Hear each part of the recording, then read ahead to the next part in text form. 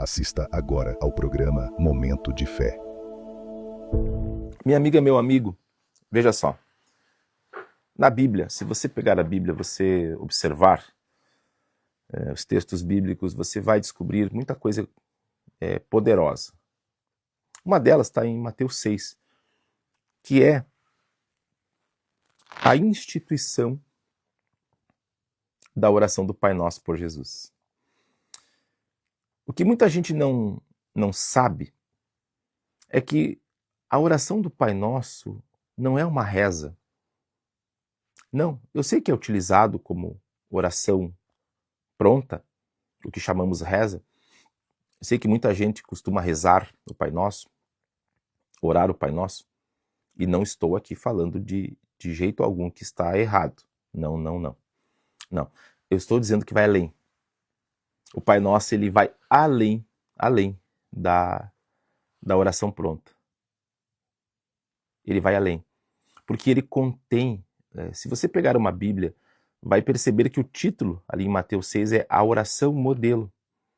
Porque o Pai Nosso é um modelo de oração eficaz que Jesus ensinou para os seus discípulos. Pastor, isso eu já sei. Então vou te compartilhar uma coisa muito forte. Quando os discípulos chegaram para Jesus, falaram: Mestre, nos ensina a orar. Nos ensina. Curioso isso, porque a gente acha que uma oração pode ser algo feito de qualquer forma. Meu amigo, minha amiga, nada que você faça nesse mundo, de qualquer forma, produz algum resultado. Tudo tem um jeito certo de se fazer. Se tem um jeito certo, também tem um jeito que não é certo. Tudo. Você pode ver que as pessoas mais peritas, mais habilidosas, as que mais se destacam em qualquer segmento, são as que sabem fazer as coisas do jeito certo. Isso vale para qualquer área de atuação. A pessoa que aprendeu a fazer as coisas da maneira correta, ela vai se destacar em tudo que ela for realizar. Quando os discípulos levantam esta questão, ela chama muito a atenção. Eles queriam aprender. Nos ensina Jesus prontamente. Mas sabe o que chama mais atenção ainda?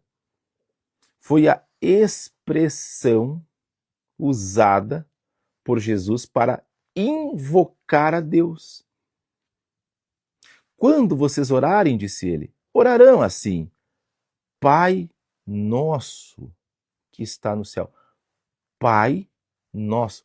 Jesus mandou nós chamarmos Deus de Pai.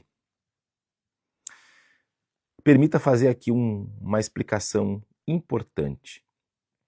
Quando os discípulos ouviram isso, eles ficaram perplexos. Por quê? Porque na cultura, países do Oriente Médio, em geral, a cultura está muito ligada com a religião. É algo muito forte. Eles nascem já enraizados na cultura deles a prática religiosa. Na prática religiosa judaica, escute, eles tinham várias revelações de como Deus era. Vamos fazer uma breve explanação aqui. Pegando lá Abraão, em Gênesis 22, eles entenderam, Deus se revelou a Abraão como o Deus que provê. Então eles conheciam Deus, uma face, um atributo provedor. Mais para frente, viram ali o mesmo Abraão chamar Deus de Altíssimo. Deus se revelou como o Altíssimo. A Davi se revelou como aquele que é o nosso pastor. A Jeremias, aquele que é a nossa justiça. Ao Moisés, revelou-se como aquele que nos sara, o Deus da cura. Revelou-se como aquele que nos dá vitória, nossa bandeira. A Gideão revelou-se como nossa paz ou nossa prosperidade, visto que a palavra paz, no hebraico, e prosperidade é uma coisa só. A palavra, inclusive, o termo é completo. Completo. completo, sinto paz. Você entende? Nossa cultura, paz está mais ligado a tranquilidade, silêncio, né? Mais ligado a ausência de perturbação. Na cultura hebraica, prosperidade, paz é tudo uma coisa só, porque paz está associada a uma vida completa. Então, para Gideão, Deus se revelou como aquele que prospera e entrega paz. Aí dá para Ezequiel, aquele que é o dos exércitos, o que peleja a nossa guerra, Senhor dos exércitos. Por isso que você vê na Bíblia, você que lê a Bíblia percebe muitas expressões, Senhor dos exércitos, assim diz o Senhor dos exércitos, porque era uma forma como eles viam o Deus que os abençoava em todas as batalhas deles, que os defendia no meio das guerras. Então eles tinham essa referência. Quem é Deus para você? Como é que você chama Deus? Provedor, Deus que prospera, Deus que é minha justiça, Deus que me dá vitória, Deus que meu pastor, Deus que me sara. E tudo isso é real, é verdade. O que eles nunca tinham escutado, uma revelação que ainda não havia sido feita, era Deus como Pai. Eles nunca tiveram a revelação de Deus como Pai. Essa revelação Jesus trouxe para o nosso tempo. Então, meu amigo, minha amiga do rádio, eu não sei qual foi a sua experiência de pai. Na igreja, nós lidamos com vários cenários e várias histórias de vida diferentes. A igreja, ela enriquece muito a experiência que a gente tem, porque temos a oportunidade de lidar e conviver com pessoas com histórias muito diferentes. E isso é lindo. É uma coisa que pluraliza a experiência. Então, algumas pessoas, não sei qual é o seu caso, tiveram um lar estruturado. Um lar como eu tive. Eu tive pai e mãe. Eu cresci com a presença do meu pai em casa, da minha mãe, e isso para mim me norteou em muita coisa. Valores que aprendi, como respeito, honestidade, ter palavra, responsabilidade, isso aprendi dentro de casa. E na igreja isso foi só fortalecido. Esse foi o meu caso. Minha esposa, a mesma coisa. Teve uma vida de família incrível. Teve um paizão, teve uma mãe zelosa, tem até hoje. Uma mãe que educou muito bem, né? A gente percebe o respeito que existe na família, é uma coisa, olha, encantadora até, diria. Então ela teve isso também, ela teve um lar, ela teve aquela coisa pai, mãe, né? Fala com o teu pai, não, fala com a tua mãe, vê com a tua mãe, vê com o teu pai, essa coisa teve. Mas na igreja nós temos casos de pessoas que chegam até nós que, por exemplo, não conheceram seu pai. Gente que teve um pai muito ruim, um pai que agredia, um pai que batia, um pai que espancava a mãe. Já atendemos casos de pessoas que carregam o trauma de o pai ter tirado a vida da mãe. Enfim, é tudo. Gente que nunca soube quem é o seu pai, até hoje não sabe. Gente que perdeu o pai ainda criança e não tem memórias do seu pai.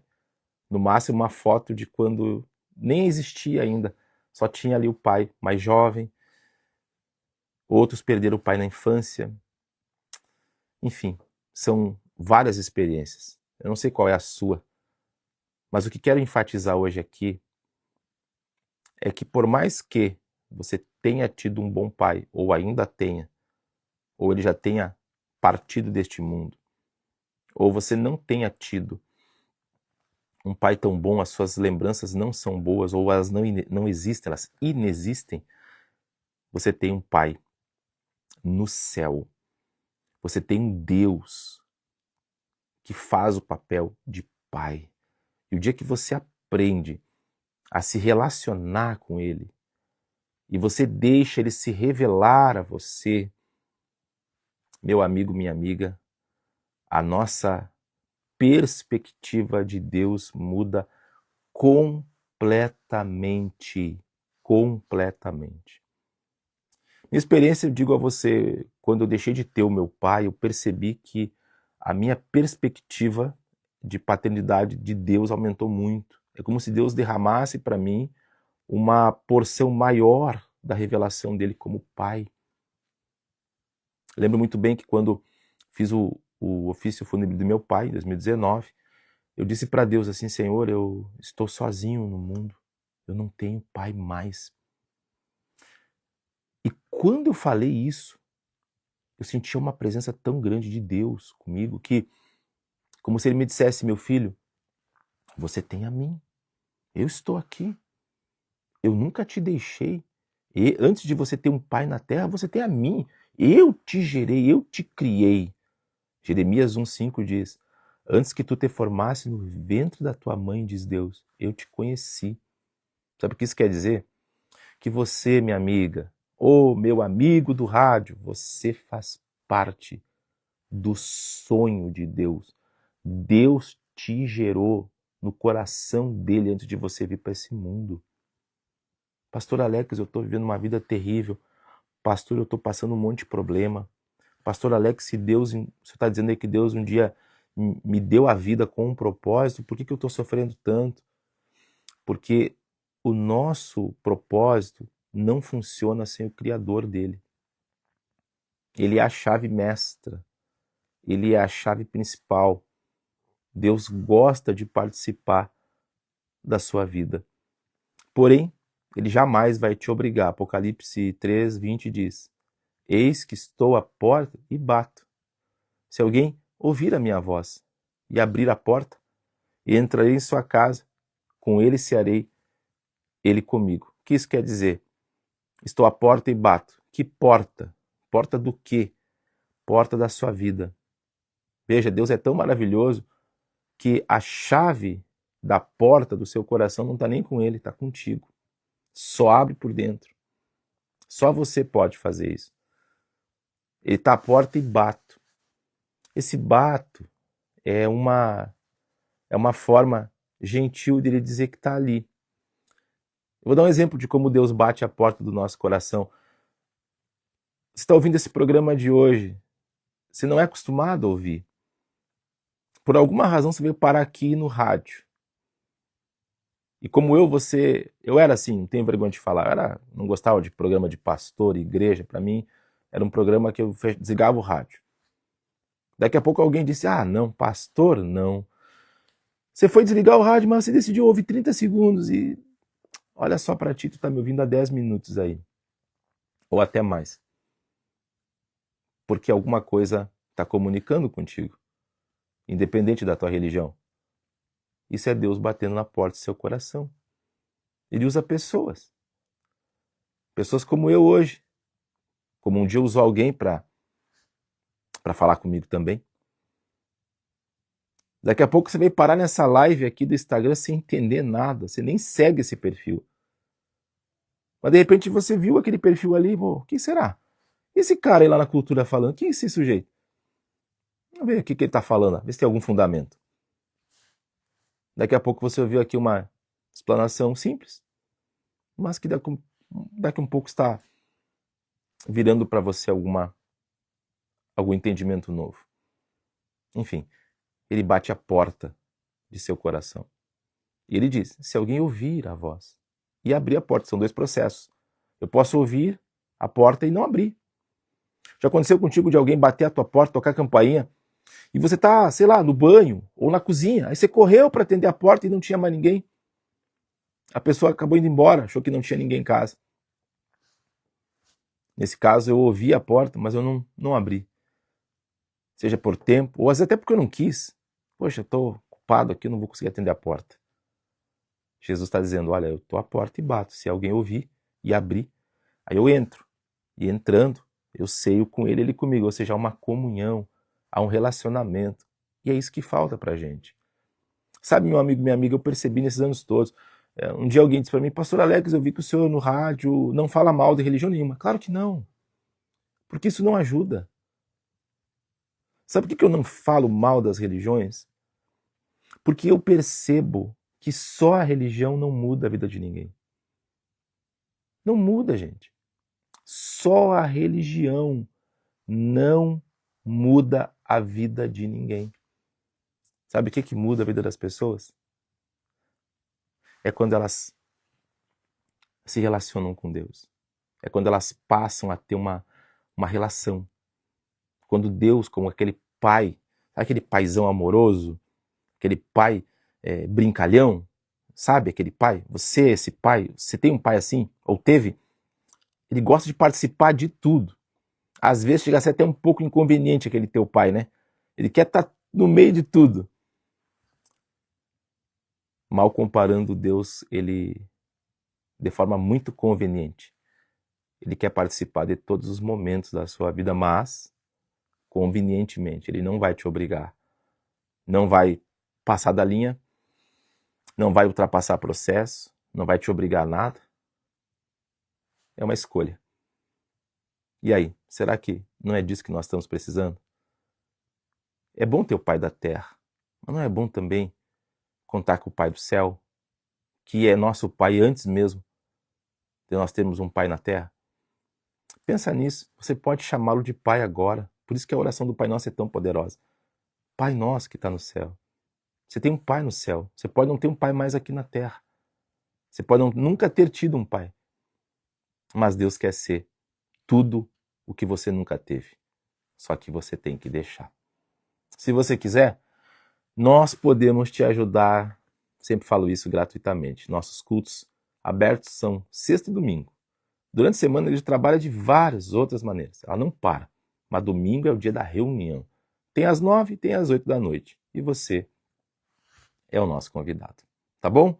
Eu não tenho mais tempo hoje. Vamos falar com Deus? Aproxima do rádio. É momento de oração. Querido Pai, nós podemos chamá-lo assim. Pai, obrigado. Eu nunca vou poder agradecer tudo que o Senhor fez e faz por mim. Acredito eu que se ainda hoje o Senhor não fizesse nada por mim mais, não me ajudasse em nada, não me abençoasse mais, o resto da minha vida, eu não conseguiria chegar nem perto daquilo que o Senhor já fez por mim. Então eu te agradeço. Como agradeço por essa cidade, pelas pessoas que eu tenho encontrado ao longo desses 18 anos de Nova Vida Church. São muitas pessoas incríveis, Pai, e cada vez encontramos mais pessoas incríveis.